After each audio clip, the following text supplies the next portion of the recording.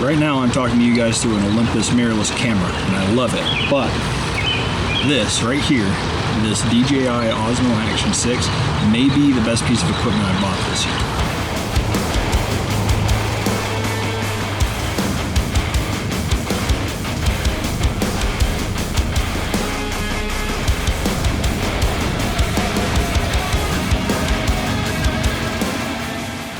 Yes, I know we're only halfway through 2026, but hear me out here. The DJI Osmo Action 6 has been more impactful to my workflow than some of the more niche equipment that I purchased, like the 4th axis stabilizer from Tilta. And it's even been better for me than the ever venerable Insta360 X5.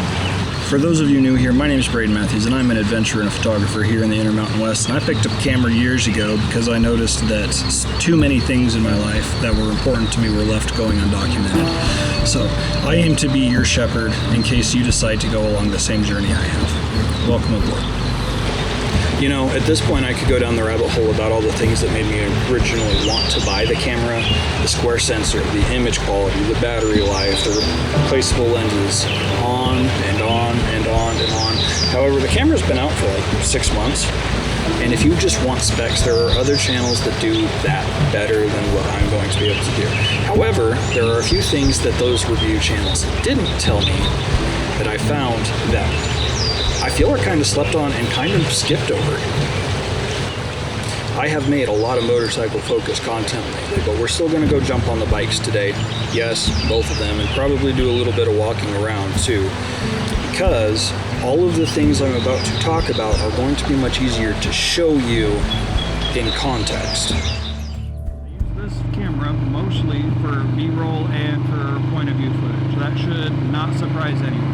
I love how it integrates seamlessly with the DJI Mic 3, which is a super easy microphone to use for moto vlogging and for just audio on the camera generally.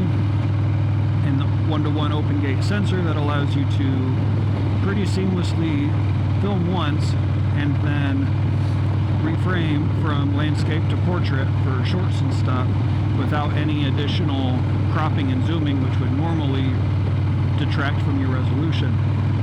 But what this also means is that you have twice, at least twice, I'm not going to actually do the math, someone else out there can do that for me, the amount of resolution for you to actually reframe with.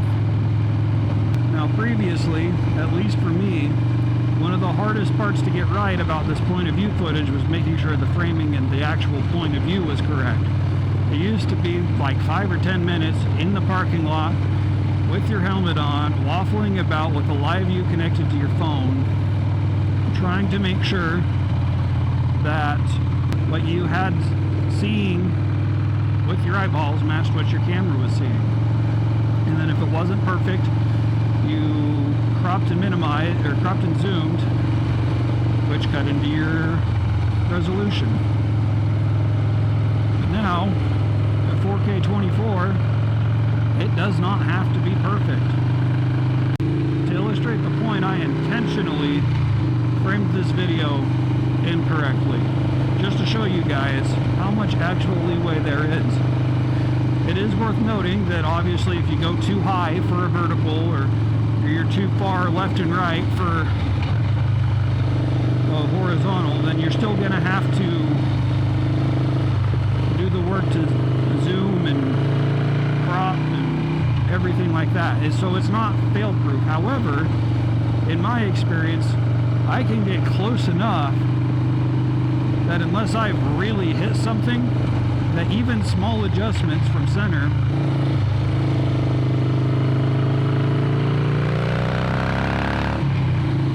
will end up just fine and perfectly usable. So while they always talk about how you're able to crop and reframe from portrait to landscape and back with one set of footage,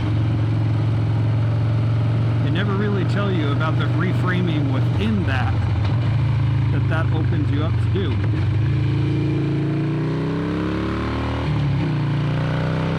Rear stepped out there.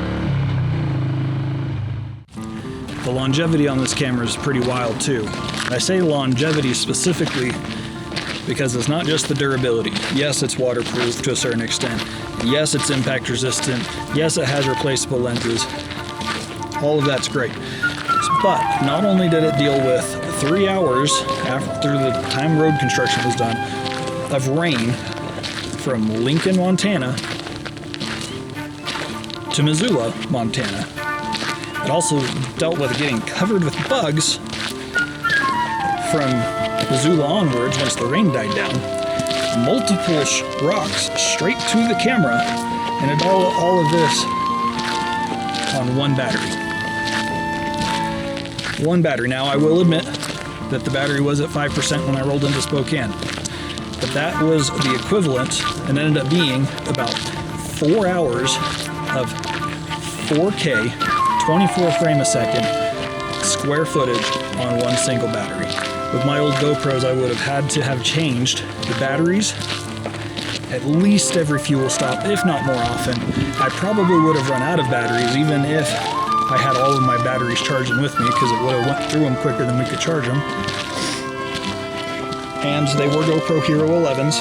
They weren't the newest, baddest thing, but they also, this DJI also didn't black screen on me, which was my big problem with the GoPros.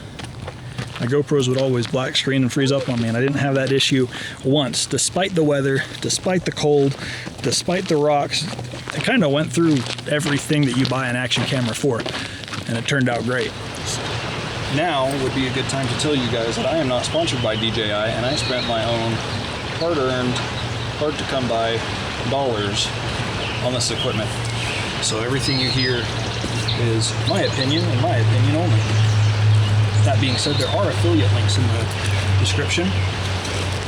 And if you guys use them, it would greatly help the channel out, and it comes at no extra cost to you. Also, the obligatory like, comment, subscribe. That stuff really does help YouTube channels more than you think it does.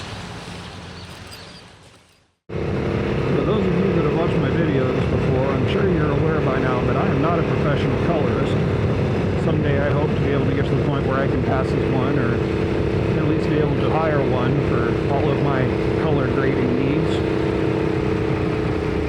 But I am impressed that someone of my skill level can at least get something that is visually pleasing so easily out of this camera.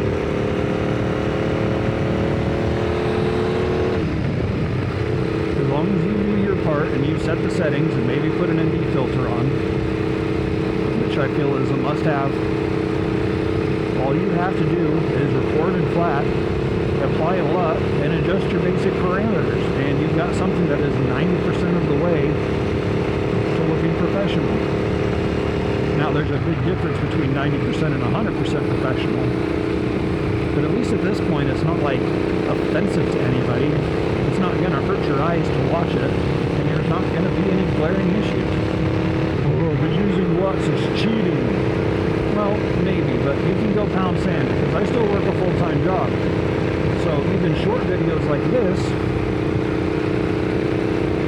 still take a significant portion of the free time that I don't have.